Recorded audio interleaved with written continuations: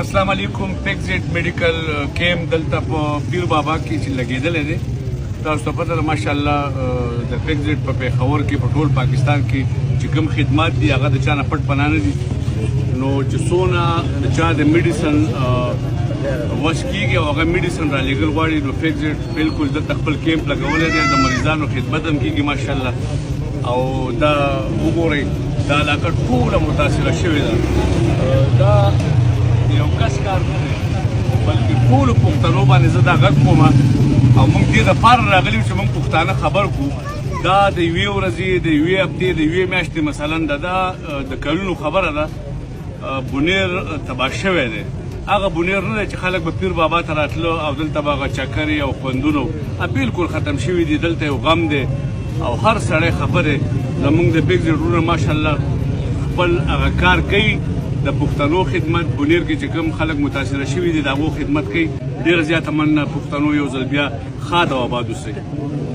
السلام علیکم. اسیب بھائی سره ولاړ یو د باټۍ کلي مشر دی ماشاءالله. بسم الله الرحمن الرحیم. تاسو ډېره زیاته شکریا ادا کوو. زما نوم اشرف علي دی. د باټۍ کلي سره زما تعلق دی. دا چې کوم افیکټډ ایریاز دي دا دوه یونین کونسل دی. یو ملکپور بیچوړی دی یو باټۍ دره ده. ملکپور یونین کونسل چې کوم دی د بدقسمتۍ نه هلته حکومتي چارواکي دي نو ټول فوکس ټوله مشینري چې ده هلته هایر کړې ده. زموږ باټۍ کلي دره چې کوم یونین کونسل دی دا د کیمرو نه د میډیا نه د هغې سترګو نه پټه ده.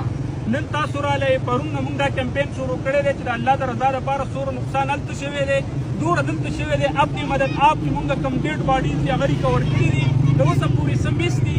نو زموږ د باټۍ کلي ځوانان چې کوم دي څلورمه ورځ د مسلسل نه ډوډۍ خوري نه خوراک کوي صرف په دغې خدمت کې لګیا دي. خپل کلی ته هیر دی. زموږ خپل کلی د خوړ د غاړې چې دی هغه کورونه ټول چې کوم دی هغه د خټو ډک دي. دې ځای پورې داخلي پخلي څه انتظام نشته.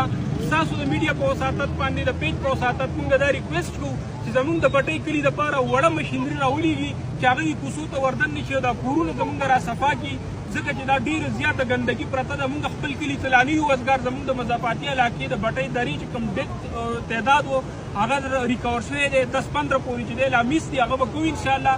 نو زموږ نن چې کوم دی نو زموږ کلی ډېر په تکلیف کې دی چې وړه مشینري موږ ته راولېږلی شي چې زموږ دا کلی چې دی دا موږ ته صفا کړي او دا خلک چې کوم دی هغه د خپل هغه پخلي هغه کم از کم انتظام چې دی هغه شروع کړي. ډېره زیاته مننه. او زما د سوشل میډیا ملګرو ته دا خواست دی چې راشئ.